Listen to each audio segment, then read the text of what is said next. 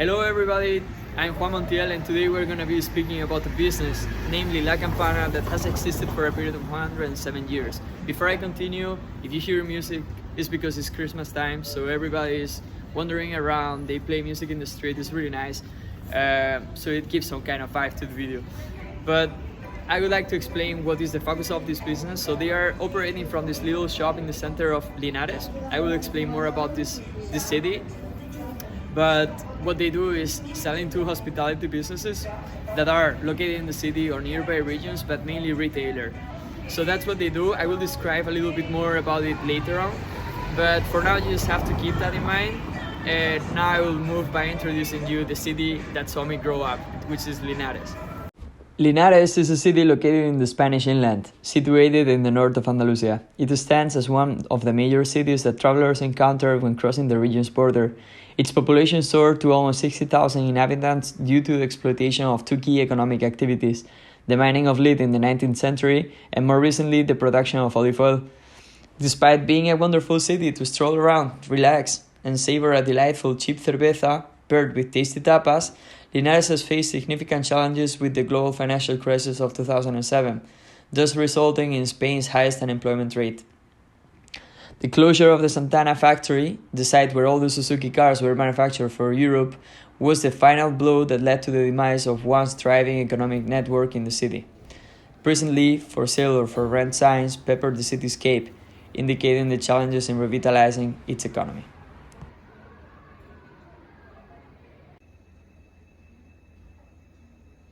However, today I would like to talk to you about an exceptional business, La Campana.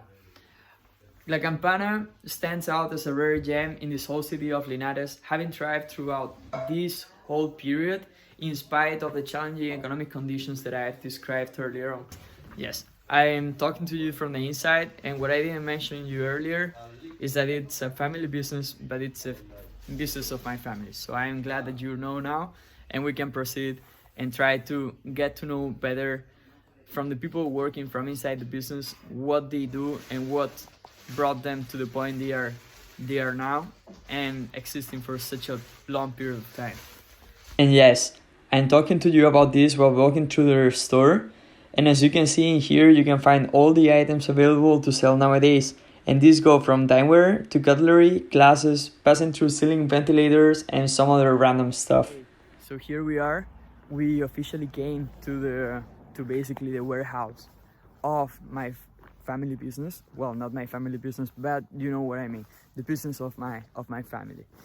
And actually I'm a little bit restless about it because it's so long time ago that I don't come here. It's gonna be a little bit shocking to just suddenly opening the gates of the warehouse and just getting those memories and flashbacks from what I used to experience and live here.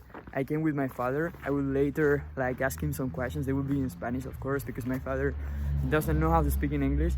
But yeah, that will be it. For a moment I will show you how the entrance looks like. There's my father, and well, that's all in red.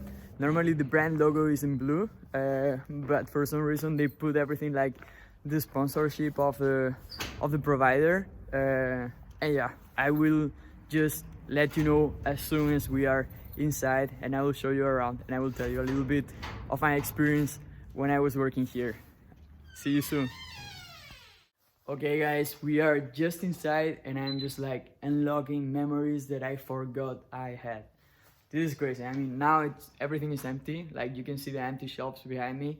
And the reason for that is, I didn't explain it yet, but everything in the family business that was in the warehouse was sold, because as soon as my father left from here, because he used to work here in a little office that I will be showing later, they kind of gave up in this part of the business because it's a big warehouse. There was a lot of inventory and it was difficult to manage.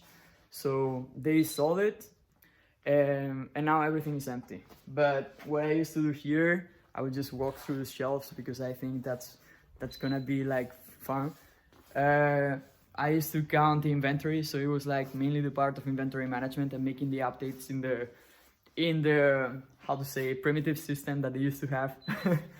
on their computer, and not just like counting the inventory, updating the prices and the system as well. If a client requested anything from here, just like bringing it to their local business in the city or to any nearby villages in the city as well. That was a lot of fun. Yeah, but the part that I enjoyed most by far was basically the sales. I perfectly remember the first sale that sparked something in me that made me change basically career perspectives and vision. Moving into business was basically the core of it was here. Papá, primera pregunta. Sí. ¿Qué crees que ha sido lo que ha hecho que el negocio exista por un periodo de 100 años? ¿Por un periodo de 100 años? Hombre, ¿Cómo crees que tú has...? Es que este negocio en sí no lleva 100 años. El que lleva 100 años es el otro. Ah, la campana, la oficina que está ahí arriba. Claro. Claro, eso lleva desde mi abuelo, desde mi padre, y después nos hemos tenido aquí, pues mi hermano y yo, que hemos sido los que hemos seguido el negocio. Lo que pasa que yo, de mi cabeza salió montar este que está aquí, el almacén. O sea, que fue tu idea el crear el almacén. Crear el almacén de la campana. Porque tú sentías Yo sentía de que esto podía funcionar. Claro. Y entonces esto lo puse yo para vender a por mayor. Entonces yo vendía por mayor y le vendía a entidades muy importantes, como eran los geriátricos, tanto de Linares como el de la Carolina y como el de Úbeda. Entonces yo le estaba vendiendo a todos esos geriátricos y después me dedicaba a la hostelería, a los restaurantes y a los bares, que le vendía por mayor. Y aparte yo tenía mis comerciales. Yo tenía un comercial en la Carolina, tenía otro en Bailén y he tenido otro aquí en Linares, donde yo a ellos le vendía y ellos revendían mis artículos. Claro.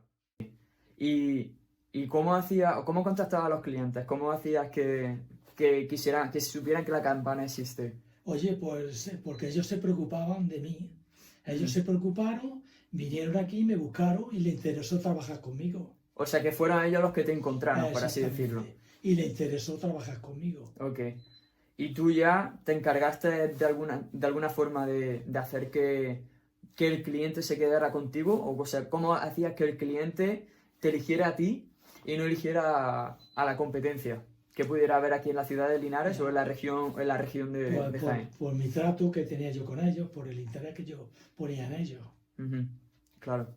O sea, que fue hacer un trato personal lo que ha llevado a que el cliente quisiera, claro, trabajar conmigo. ¿Y empleaba algún tipo de, por ejemplo, estrategia para conseguir vender más al cliente? ¿Para conseguir que el cliente estuviera satisfecho? Yo creo que la estrategia no está en querer vender más o menos.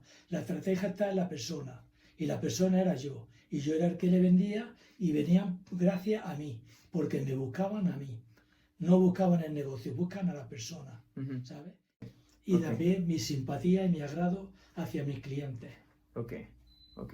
O sea, tener simpatía y agrado y tratarlos de forma que se sintieran cómoda contigo y hicieran que vinieran por tu nombre, más que por el nombre o la marca de la campana. Por supuesto. No venían a la marca de la campana, venían a la persona. Sí.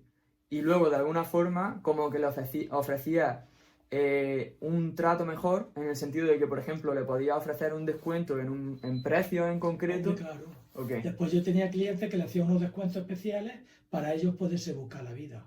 Claro, para luego poder revenderlo y así. Pero luego, ¿sacaban margen por algún otro sitio? O sea, ¿o era solamente la margen siempre quedaba, lo que pasa es que había gente que la ganaba menos y trabajabas con menos margen.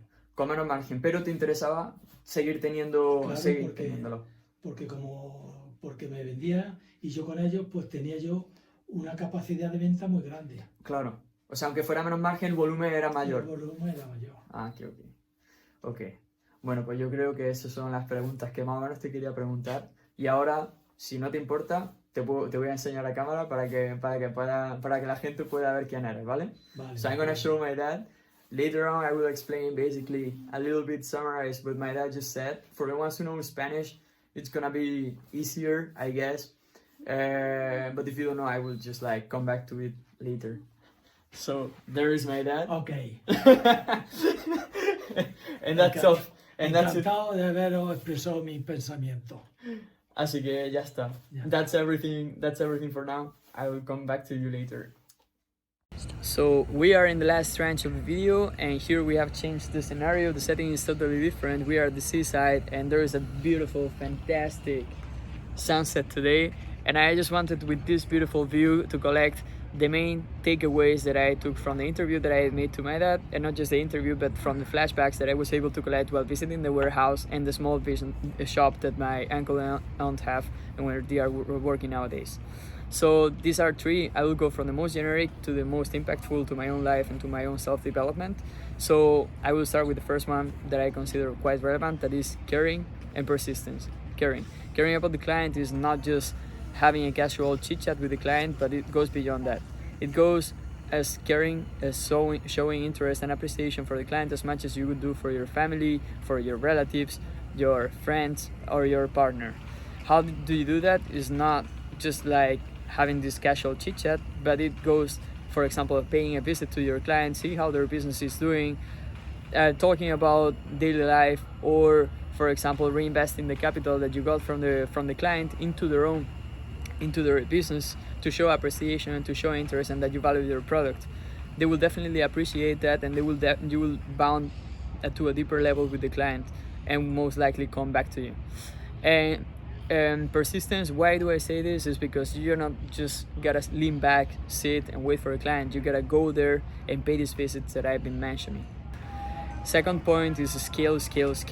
So if you are, for example, like in the case of my father, not getting so bigger margins, just focus on how to sell a bigger volume. Focus on figuring out the way how to make your storage space bigger so that you can accumulate bigger inventory that you can potentially sell to these kind of commercial people, resellers that are selling to retailers.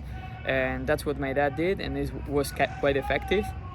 So I definitely advise that to you. And the third and last point is personal brand. Your own brand can get bigger than the brand of your own business. For example, in the case of my father, as he highlighted before, he was able to make people come to their warehouse, not just for him, not just for a business story, but for him. They came to see him. They came because my dad represented a set of values that would make the client know which type of reaction, which type of approach they would get from my father as they would come to him. So building a brand goes around building relationship, and for that you gotta insist on caring.